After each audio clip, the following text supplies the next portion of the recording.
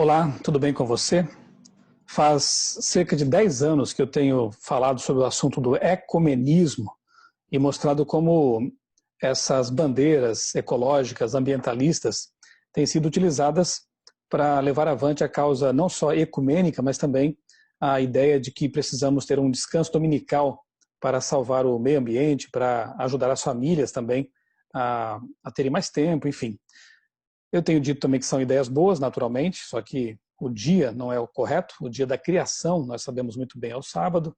O dia da família também, estabelecido por Deus. Aliás, as duas instituições, família e sábado, vêm do mesmo momento histórico, lá no Éden, quando Deus criou o ser humano.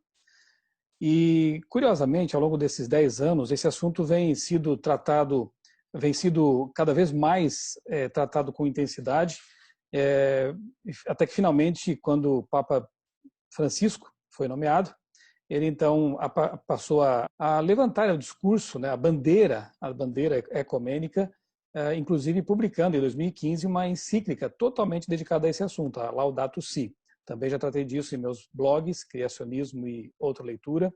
Já gravei vídeos sobre isso, vou deixar aqui na descrição deste vídeo alguns links para que você possa se inteirar do assunto, se é que você não leu sobre isso ainda. E é interessante perceber como Bergoglio, Papa Francisco, tem realmente falado muito sobre esse tema. Na Laudato Si, a carta apostólica, existe um capítulo inteiro sobre esse tema, e a ideia é que o domingo, o descanso dominical, seja realmente uma das ferramentas para tentar minimizar os efeitos do aquecimento global. Com essa pandemia, isso ficou bastante claro. Aliás, a pandemia ajudou a trazer evidências que podem reforçar esses argumentos ecumênicos, no sentido de que, ao ser humano parar com a emissão de gases de efeito estufa, com gases fósseis, né, com combustíveis fósseis, ao ser humano ficar mais aí em confinamento, né, a natureza pôde respirar um pouco, pelo menos em aspectos mais localizados, né, foi possível perceber em cidades, em regiões assim, uma certa recuperação do meio ambiente.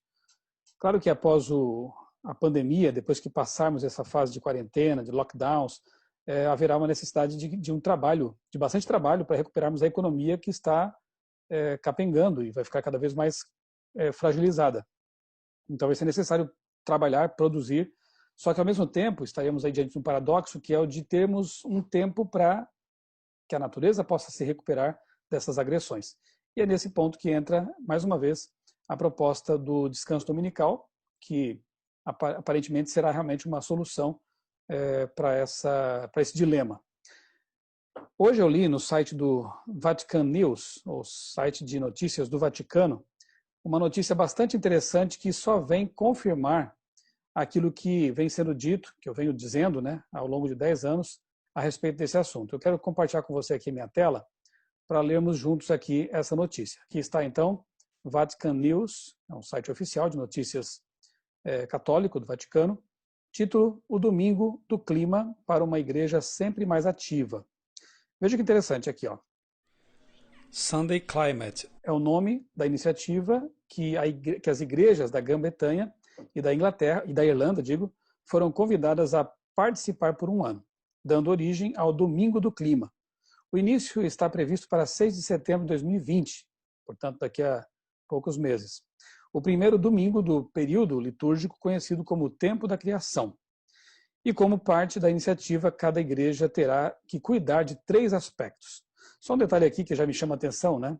Eles vão fazer com que esse Domingo do Clima comece justamente no período que eles chamam de Tempo da Criação, o que é uma inconsistência, porque a gente sabe que o memorial da criação é o sábado. Quando vamos a Gênesis capítulo 2, nós vemos que ali Deus ele estabelece o sábado, ele descansa, ou seja, ele cessa a sua obra no Shabat, ele descansa, ele abençoa e ele santifica esse dia. Portanto, o dia da criação, o memorial da criação, o dia que comemora a criação da vida na Terra, é o sábado. Mudar esse dia é como se eu pudesse mudar o aniversário de alguém. Não seria justo, por exemplo, que alguém chegasse até mim e dissesse: olha, você nasceu no dia 2, mas vamos celebrar seu aniversário no dia 3. Isso não faz sentido, né? É descabido. Assim como também querer mudar o aniversário da criação da Terra, segundo a Bíblia, é algo totalmente descabido. Mas eles tentam aqui vincular o domingo com a criação. coisa que realmente não faz sentido. Prosseguindo. O projeto foi lançado pela Environmental Issues Network, que atua sob a tutela das Churches Together e oferece um serviço que visa explorar os fundamentos teológicos e científicos do cuidado com a criação e a ação climática, a oração e o engajamento ativo. Toda igreja que participar na condição de comunidade eclesial local deverá se adaptar a longo prazo para reduzir suas emissões de gases do efeito estufa. Por fim, unindo-se a outras igrejas e à sociedade na área a qual pertence. Deverá tomar medidas para ajudar a combater os efeitos das mudanças climáticas antes da próxima Conferência das Nações Unidas sobre o Clima, que já está marcada aí para o ano que vem, 2021. Então, eu vejo assim como interessante o fato de que as igrejas cristãs, naturalmente que encabeçadas pelo campeão do meio ambiente, né, o Papa Francisco, elas querem dar o exemplo de uma sustentabilidade, de um comportamento correto com respeito à natureza, e eu repito, isso não está errado, né? Na verdade, o motivo correto para que nós façamos esse tipo de coisa é a mordomia cristã. Deus nos colocou neste mundo como administradores da criação.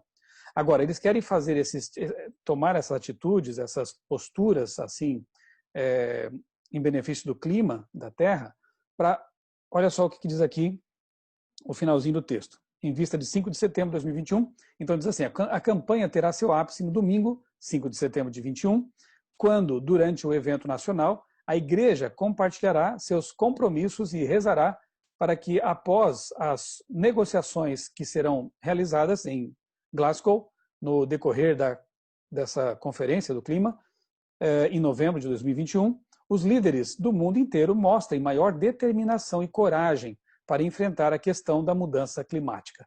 Então, o objetivo das igrejas em dar exemplo nesse aspecto é para motivar os líderes do mundo todo a, veja só, repetindo, terem determinação, coragem para enfrentar a questão da mudança climática. Eu postei esse tema hoje no meu blog Outra Leitura, aqui está, Domingo do Clima, igrejas tomam a dianteira e ecumenismo avança rapidamente. Só para esclarecer, ecumenismo, na verdade, se trata de um neologismo, né? Você deve conhecer bem o ecumenismo, que é aquele esforço de unificar as igrejas. O ecumenismo, como já diz o nome, é um esforço mais amplo do que isso, usando a ecologia, o meio ambiente, o ambientalismo, para servir de cola para esse assunto. Repito, vou deixar aqui na descrição do vídeo um link para que você possa se inteirar mais disso aí, caso não conheça esse tema. E eu adicionei aqui na minha postagem 2 notas que quero ler então para você. Nota número 1. Sob o guarda-chuva do Vaticano e do movimento ecumênico, o ecumenismo avança ainda mais rapidamente, acelerado pela pandemia. Note como a proposta é que as igrejas se unam, deem o exemplo e assim ajudem os líderes mundiais a terem maior determinação e coragem para enfrentar a questão da mudança climática. Em sua encíclica Laudato Si, o Papa Francisco defende o descanso dominical como uma das estratégias para salvar a Terra. No recente Sínodo da Amazônia, e eu também vou deixar aqui na descrição do vídeo um link para um vídeo que eu fiz sobre esse sínodo ocorrido ano passado, que foi muito revelador, muito interessante, vale a pena assistir isso aí. Então, no recente sínodo da Amazônia, essa foi a tônica, a questão do salvamento da terra, do meio ambiente, daquilo que o Papa chama de nossa casa comum. Com a quarentena, ficou claro que o Papa tem razão ao defender um dia de baixo carbono e de estreitamento das relações em família e com o meio ambiente. Essa proposta ganhou muita força e agora vem com tudo, com o nome de Domingo do Clima. Sunday Climate. Para Sunday Law, falta pouco. Nota 2.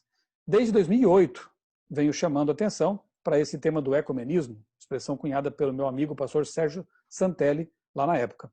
De lá para cá, o assunto foi ganhando força em todo o mundo e chamando atenção até de pensadores e escritores não adventistas, como Pascal Bernardin e Roger Scruton, entre outros. Com o Papa Francisco, Greta Thunberg e agora com a pandemia, o cenário para a futura aprovação de uma lei dominical, com argumentos difíceis de ser refutados, se mostra mais do que nunca claro e favorável. Em algum tempo, em algum momento, os Estados Unidos comprarão essa causa e assinarão a lei dominical, em reconhecimento da autoridade papal, como prevê Apocalipse 13. Aguardemos, então, o desdobramento dos fatos e preguemos o evangelho eterno como nunca antes. Por que eu coloco essa questão aqui da pregação do Evangelho? Porque nós estamos vendo realmente, com toda essa condição do mundo neste momento, que os sinais da volta de Jesus se intensificam. Não sabemos quando será, isso também não nos compete, mas a gente percebe realmente que o mundo está em convulsão, que as coisas não estão em seu devido trilho e que isso realmente aponta para a volta de Cristo. E nós precisamos, então, aproveitar esse momento de relativa tranquilidade, se é que eu posso dizer assim, em que as pessoas estão acessíveis e que podemos usar a tecnologia para alcançá-las, que podemos pregar o Evangelho ainda abertamente, com liberdade, para fazer exatamente isso. Para que as pessoas saibam que Jesus vai voltar.